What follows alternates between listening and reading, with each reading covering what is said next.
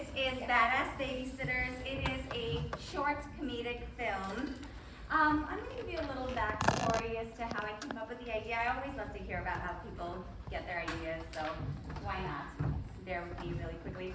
I recently interviewed for a day job for teaching workshops, and they asked me what was my first experience being an entrepreneur. And I remember how when I was in high school, I started my own Babysitters Club where I recruited a bunch of my girlfriends and I would assign them to be babysitters for me, and I would take a little cut, schedule them, because I couldn't do all of the Friday nights and Saturday nights, and I had this whole schedule thing, and it worked out great. So that idea came in my head, and then I was thinking about how there's all these movies nowadays about white man rage, but then I thought, you know, there's only one rage that's more intense, and that's teenage adolescent girl rage. So I wanted to kind of combine that and write about if teenage girls were ever in a situation where they had to fight against an enemy and protect themselves, and this whole Home Alone sort of situation came up, and who doesn't like fighting against, you know, bullies that are high school football players. So that was where this concept came up. I wrote it as a short film because it's easy to get 12 pages out.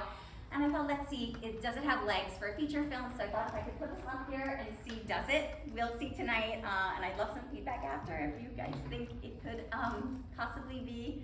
We shall see. And I just wanted to say a special thank you to Melissa and DRS, because this is my 8th script that they let me over here.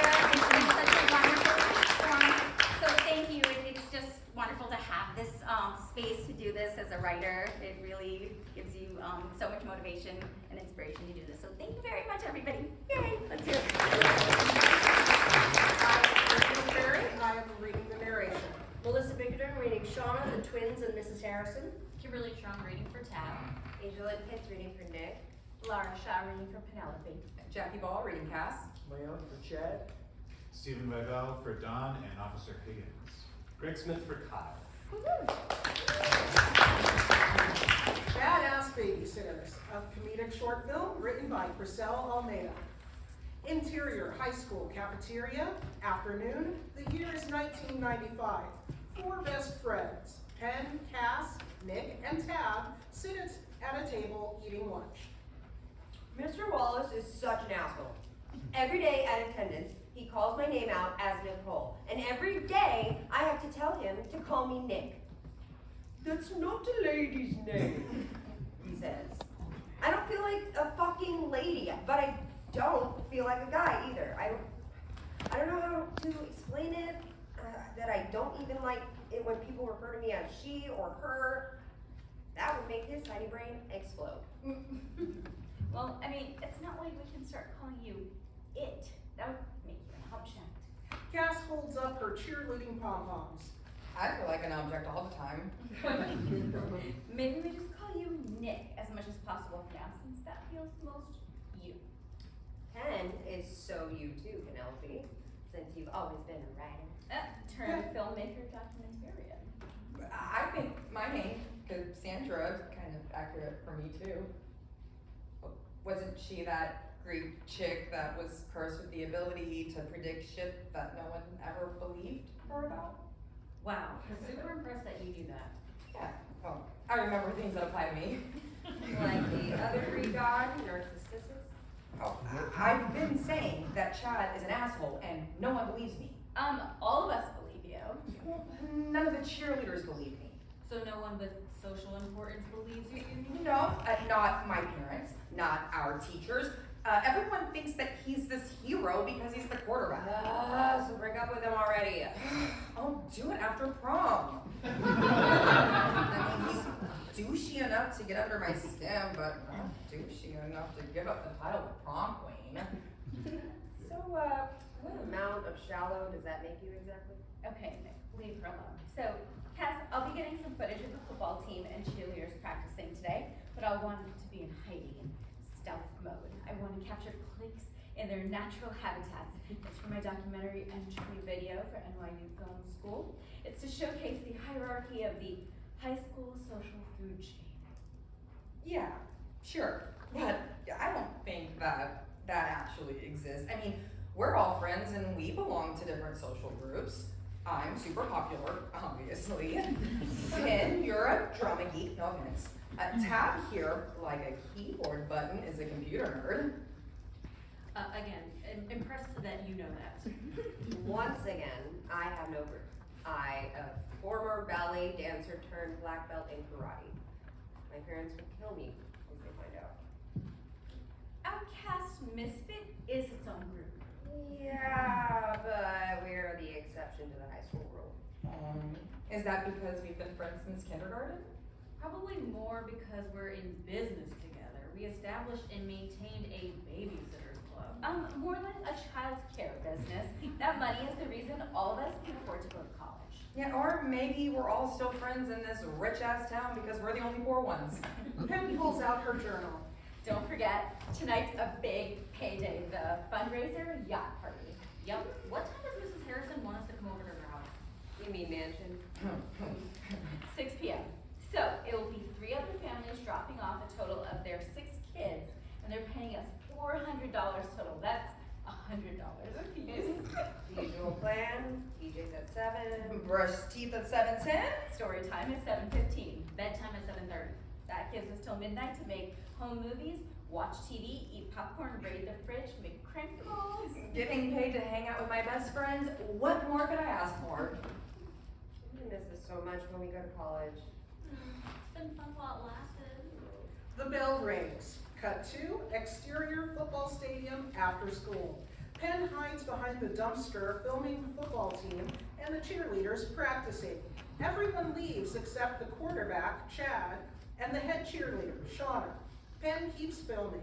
They get close and very flirty with each other. Penn zooms in. So, Cass is babysitting tonight. I can come over if you want. That's so lame.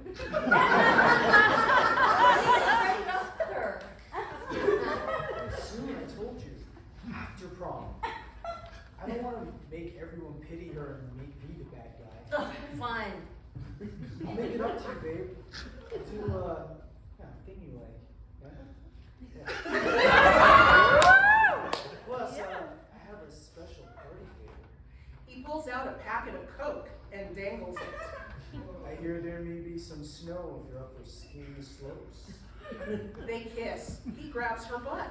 She giggles and walks away. He looks around, satisfied that no one has seen, and leaves. Penn emerges. Cass comes out of the locker room soon after. Did your secret filming pay off? Cut to exterior bleachers soon after. Penn has just shown Cass the footage. That bastard! That stupid, fucking, tiny, dick prick! What are you gonna do? Cass pulls out her pager and pages Chad, 911 bleachers. Break up with him, that's what. Okay, maybe we just keep the video out of this. I don't want to get involved. Are you kidding me? This is the proof we need. Now everyone will believe me when I say that he's a lying cheater. I really don't want to get on the wrong side of Chad. I mean, his dad practically runs this town. Can't you just do one of those, it's not you, it's me breakups? You can't be serious. I never took you for a coward, Penelope Gomez. Oh boy, we're in a full name mode. He is not getting off that easily. Does Shauna? Chad walks over. Hey babe, do you have time to get ice cream at the Dairy Queen before you babysit tonight? Oh, don't you sweet talk me, mister. I know you've been getting your dairy all over that queen slut Shauna. Whoa, what are you talking about? Yo, whoever told you that is lying. Oh yeah? We've got proof. She holds up the camcorder and starts to play the tape back. Chad is at a loss. He turns to Penn. You bitch, you did this? You were filming this? You're a freak. What are you, some psycho lesbo? Babe, she's in love with you. That's why she's trying to break us up. No, I was making a documentary. If we break up, there's no way in hell we can be fine. Okay, I won't be prom queen, but at least I have true friends. You know, you better hope no one ever finds out you do coke or you can kiss your chances of playing for Stanford goodbye. Toodles, Chad. Hope you and your micro dick are very happy together. Penn lets out a chuckle. Cass storms off and Penn follows. Fuck! How to get that tape? Cut to interior, the Harrison Mansion, night. Penn is reading Goodnight Moon to the Harrison twins, Matilda and Madison, age 6, in their bedroom. And good night to the old lady whispering, hush. Good night, stars. Good night, air. Good night, noises everywhere. Do you girls think this book is about death? Huh? The old lady is actually God preparing us for the silence that's to come when we die. What? And when we die, we're actually saying goodbye to stars and air and noise and goodbye to everything. It's really quite brilliant to prepare kids for the inevitability of what's to come. I want my mommy. Cass pops her head in. Who wants cuddles? Me! Is Silly Pin telling you guys ghost stories again? Yeah. Silly. The silliest. Cut to interior, the Harrison's family room, soon after. Woo! We did it. 7:33 p.m. and all the kids are asleep. So, what's on the agenda? Want to watch Boy Meets World? The Fresh Prince. She grabs the remote. No, listen up. I had a really great idea for how we can make a whole lot of money. We win America's Funniest Home Video. First place is $25,000, split 4 ways. That's $6,250 each. Yeah, but don't these have to be like accidents caught on tape? but not if we cheat and practice the scenario to make it look like an accident. Okay, so for example, I know how to rig a faucet to spray water in someone's face when they open it. Classic comedy. Cass, that's you. I just wanted a drink of water after cheerleading practice, not to get my entire body wet. Yeah. Can you rig a faulty door that smacks you in the face? People getting hurt always get a laugh. I am also good at falling due to the martial arts training. On it, watch out. It will hit hard. Let's do it to the back door, to the back porch. Cut to interior, Chad's parents' basement, same time. Chad is drinking beer, feeling sorry for himself, with his 2 football goons. Don is beefy and dumb, Kyle is tall and mean. I gotta get my hands on that tape. It needs to be like destroyed. I mean, this bitch could use it to blackmail me when I'm a senator. Or president, man. Aim higher. Yeah, we gotta destroy these bitches. You can just say it was Roy's and not Coke. That's not much better, Don. Sorry, man. I think I got a concussion at last practice. Okay, what do we do? They're not gonna just hand it over if I ask. So we gotta scare them into submission. That's the only language sluts understand. Chad downs his beer. Yeah, okay. We go over to the Harrisons together right now, strength in numbers, and we demand they hand it over. Yo, who's with me? Hell yeah! Yeah! Brothers for life! John downs and smashes it over his head. And if they resist, smash shit up. These bitches are toast. Kyle grabs a baseball bat. Cut to interior, the Harrisons' living room soon after. The girls have finished laying their rigged setups for America's Funniest Home Videos. Okay, you know how all the videos are always shot by a person? It would be super cutting edge if we just placed this camcorder hidden and submitted it as if it was a security camera footage that captured a goof with a reality TV feel to it. Yeah, I like it. Let's do that. Penn sets the hidden camera up to capture the entire living room and kitchen area, then presses record. So should we go ahead and do a tape, as they say? The girls hear a car pull into the driveway. Who could that be? It's only 10:30. Did you guys order pizza? Cut to exterior, the Harrisons' driveway, same time. Chad, Don, and Kyle exit the car. Alright, someone's gotta cut the wires to the landline right away. Do you pay attention in shop class? I'll be right back. Okay, go to the door, sweet talking, pretending ain't nice. When I come back, you'll know it's done. Kyle goes behind the house. Chad and Don walk to the front door. Cut to interior, the Harrison mansion, night. The girls run to the front door as the bell rings. They open it to see a smiling Chad and nervous-looking Don. Hi, ladies. We just wanted to come by and see how you're doing. Wow, you've got some nerve showing your face after today. Look, I feel bad about how we left things, so I wanted to bring you a piece of. We don't want your Coke. We showed her the tape. The zoom in effect really captured the grains of white so perfect. Well, you saw it too. What the fuck, Cass? I trusted you. Don't get me started on trust. These are my best friends. Of course I showed it to the rest of them. You're lucky I'm not a spiteful, malicious human being. Otherwise, I would show it to Coach Carter, your parents, your priest. Kyle shows up nodding his head, baseball bat in hand. Yeah, so about that tape, Cass. We're gonna need it back. What are you doing with that baseball bat? Honestly, we're just playing a game, weren't we, guys? Come on, man. Just give back the tape. Then we promise we will leave. Yeah, we have some brewskis chilling at home. I taped over it already. I don't believe you, Brownie. There is no need for name calling. Is there any need for any of this? Kyle uses the bat and smashes a potted plant by the front door. The girls scream and try to close the door, but Don has already pushed his way in. Tab makes a dash in for the cordless landline. She picks it up and tries to dial 911. There is no dial tone. The guys have them surrounded. No dial tone? I cut the cord. Sorry. Are you crazy?